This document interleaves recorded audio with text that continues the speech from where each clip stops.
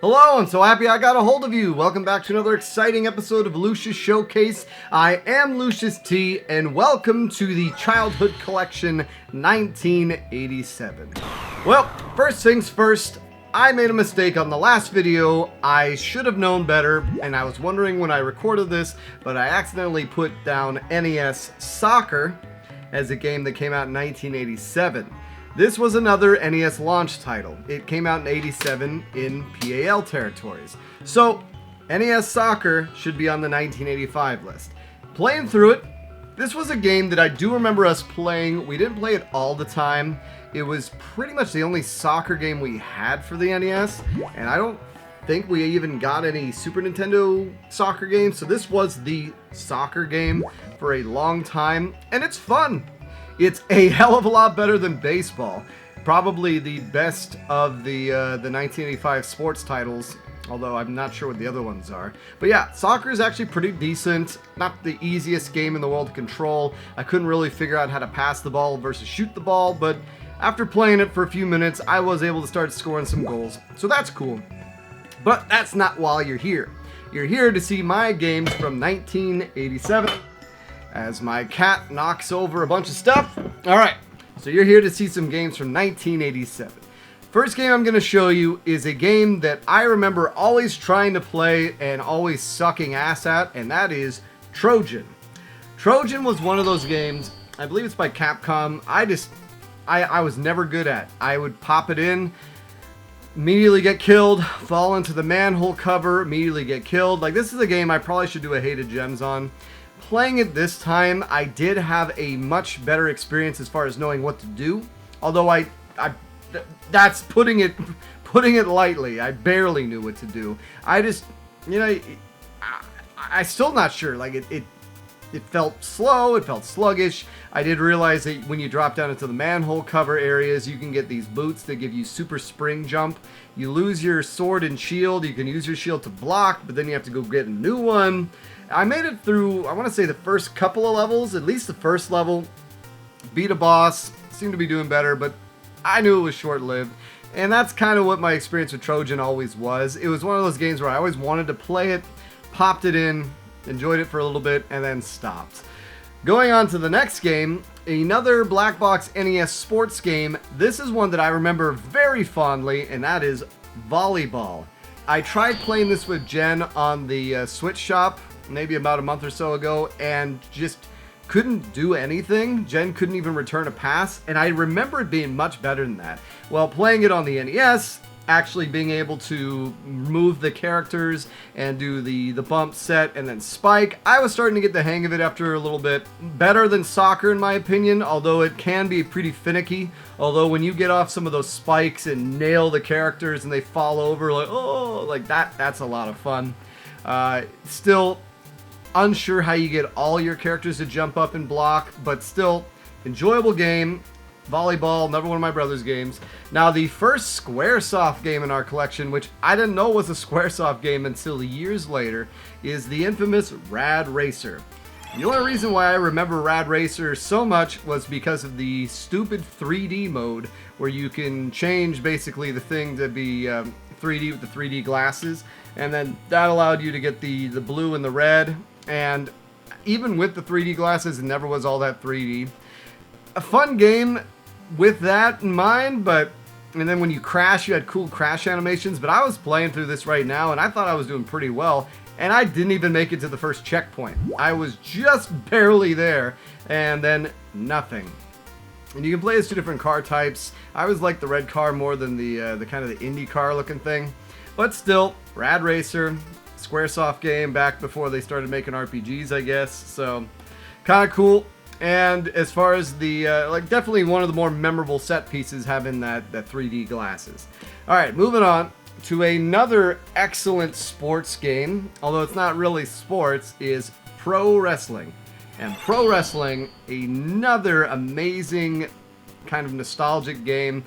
It's really not that great, but it's more fun than it has any right to be. You got all the different characters you can select from. They have their certain movesets, although for the most part there's two movesets. There's kind of the grappler guy, and then there's the one who does more of the high flying stuff. I always loved Starman just because he was ridiculous. Pink with a star in the middle of his face. And just the kicks, throwing people, using your different abilities and then trying to pin them. Not the most complicated game in the world, but another one that my brother took. It was one of his games that I always wanted. I ended up picking up another copy in Portland back in 2015 before I got my brother's games. And just such a fun game. Although, moving on to the next game, this is a game that took up the sports games to the next level. In fact, I don't even know if I consider this a sports game. It is Mike Tyson's Punch Out. And yes, this is complete with the letter. Amazing puzzle fighting game. Hell, our dog Little Mac is named after Little Mac from this game. Although it's kind of funny, you always think about Little Mac with the green gloves and the green boxers, but he gets white gloves and boxers when the guys are down, and then in some of the between the scene fights he has blue boxers. Then depending on the level, on the green background, he kind of looks like they're a little aqua blue, greenish, but still really fun game. Even this now, as I was playing through it, after I got enough footage, I still went through, and I generally tap out around Bald Bowl just because I don't play it that much. Like, I can get, it's mainly the charge. Like, I can't get the timing on that 100% all the time. Sometimes I'll nail it, sometimes I won't. But even if I beat Bald Bowl, the second version of Piston Honda usually gets me. And if not him, Soda Popinski. One day I'll get through the game. I just haven't really put that much focus on it. And I'm pretty sure I never beat it back in the day. I might have gotten to Super Macho Man, and even putting in the code to get directly to Tyson. I've managed to last a round, but I don't think I've ever managed to beat him. Which is funny, because I wanted Jen to beat him for the first Punch-Out Noob Gamer, and then she got beaten from Glass Joe by decision, so I'm glad we ended up making a swerve on that regard. Although there is a Noob Gamer coming up that is kind of a similar last boss scenario. You'll be seeing that in a few weeks. Alright, so a lot of people love the NES for the light gun games, and I love the light gun, but I was not a big fan of Duck Hunt. In fact, we never had Duck Hunt. Our light gun game was Gotcha. Very cool. My dad and my older brother used to go paintballing, so I'm guessing late years later I found out this is a paintball game. I'm guessing that's why they ended up getting it, and just to this day, it's always a really fun game. The way you play it is you have two controllers plugged in. You have one, and you can even do a two-player where one person moves the camera, and then one guy does the shooting. And it's just a lot of fun. Unfortunately, I didn't have my CRT set up so I could actually start shooting the guys, although I do have the ability to do that. But still, really fun game, and an LJN game if you can believe it. But still, I always have fond memories of Gotcha. I picked up a second copy of Gotcha down the line too, so we got one box and we got one loose. Really fun game. Definitely one of the better light gun games on the console, in my opinion. Alright, next game is a game that I am super nostalgic for. This was a game I successfully stole from my brother that he never got back until I told him I had it, and that is Elevator Action. I am a huge fan of Elevator Action. I always loved crushing the enemies with the elevator, shooting the lights. The sound effects are classic. It's a really fun game. One of my holy grails is eventually going to be getting Elevator Action Returns, the import Saturn game. Although I might just get Title Legends too. I'm hoping that someday they'll re-release it. But the first one's no slouch. It's a lot of fun. I think there's only 3 different levels. The way you can tell the difference is the different colored backgrounds, and it just gets harder and harder. And you go down the escalators, you gotta go through the red doors and get the secret plans, and then eventually get out of there. It's a lot of fun. It's a 2-player switch-off game, but this is not one where I ever thought it was co-op. It definitely was one where I remembered, alright, you play, then I play, then you play, then I play. Alright, going on to the next game, we're going to be looking at one of my games from childhood, although it was a game I disliked so much that I sold it, and I remember getting it for a Christmas gift as well, and that was Jaws: The Revenge. And I want to say that I sold my copy for our eventual Super Nintendo. I'm not sure, because we traded, the only time in our lives when we traded in games to get a Super Nintendo, and that's because my dad, I want to say, didn't want to buy us one, because it wasn't a holiday, and we had just gotten a Genesis fairly recently. But yeah, Jaws, a game that I hated so much I got rid of. I did a Hated Gems on it a few years ago, and actually, I kind of like it now. I gotta say, it's an enjoyable game. Once again, not a great game if you're expecting a game that's based on Jaws, but if you're just looking for a fun NES game, it's pretty enjoyable. Other than the bonus stages, I still can't stand the bonus stages. I wish they would just go and die. But still, fun game overall. Really simple. You just have to go back and forth, and if you don't die, it's fun, but it's brutal. If you die, you lose all your upgrades and you lose most of your shells. And the shells are what you use to upgrade yourself. You get the tracker, the jaws, blah, blah, blah. Fun game. Alright, another 87 release. Now, I know this came out in Japan in 86, but for us, we got it in 87, and that is the Legend of Zelda. I've said time and time again how I am not the biggest original Zelda fan. I really enjoy Zelda 2, and Zelda 3 is my favorite game of all time.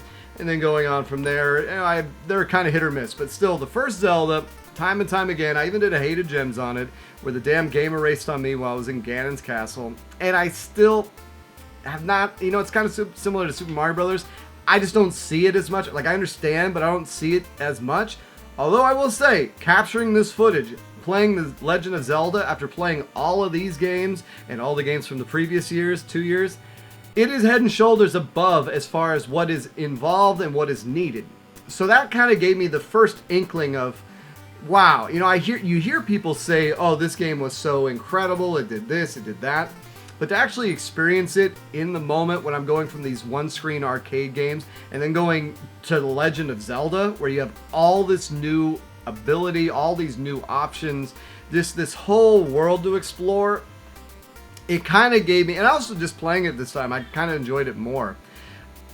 I do see where they're going for it. And I think I need to give The Legend of Zelda a little bit more credit. Even though it's not my favorite Zelda game, I can give it more respect than I give Super Mario Brothers. I will give it that. It's because I'm just a sucker for Zelda. So the next game is a game that you always see. It's one of the cheaper NES games. Everyone seemed to have it. I had no memories playing it, but I knew we had it, and that is Double Dribble. And I gotta say, playing this for the first time that I can really remember it. Now, I remember the basketball going into the hoops and switching your teams and things like that, but I honestly didn't remember anything else about the actual gameplay. I mean, the first time I'd seen it in years was on Family Guy, where they did the joke where they were showing the guy making the three-pointers, the glitch, which I couldn't even replicate. But playing it for a little bit, I had a great time. In fact, I even popped it in with Jen the other night, and we had a great time playing it too.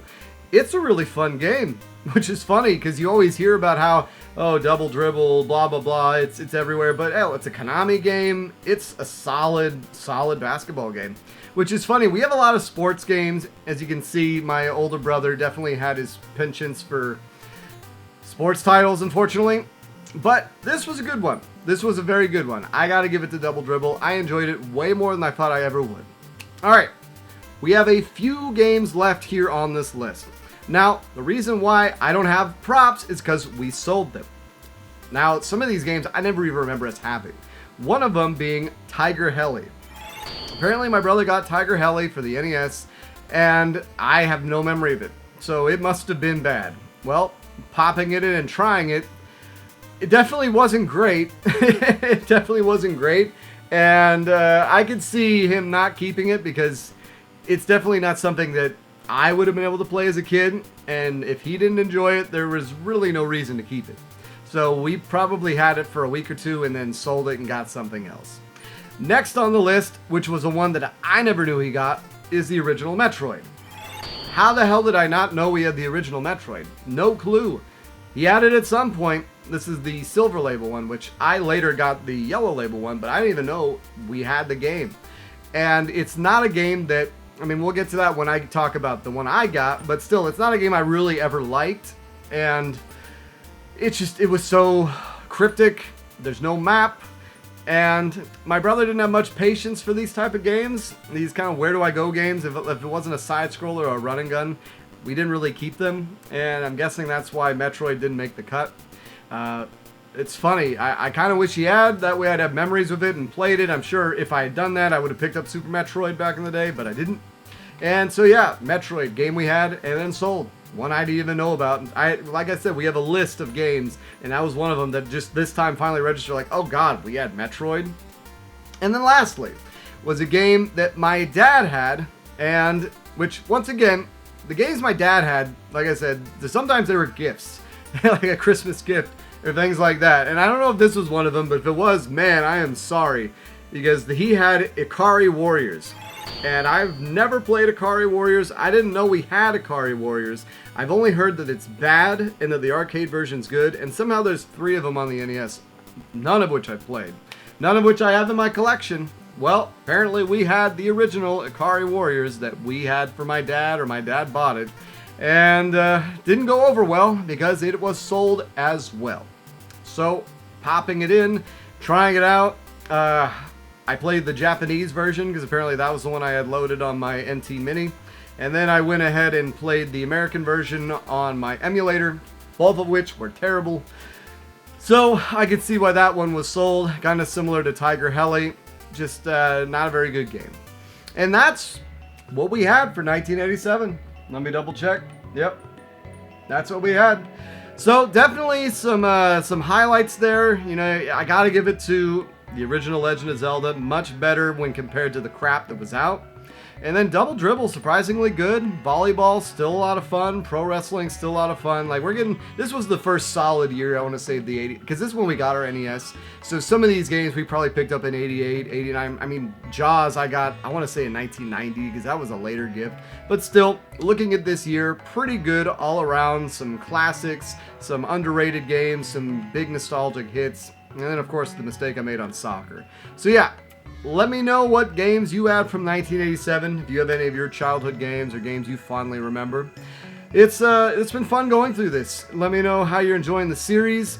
I hope I don't make any more mistakes like soccer. Although some of these games, it's kind of hard to track down an exact release date. I'm going for the North America release date, not the ones, like, not when it officially came out, because some of the games will show they came out in Japan and then you didn't get them for a year and a half. But these are the games we had growing up. Let me know what games you had. As always, it's been so great getting a hold of you guys. Take care.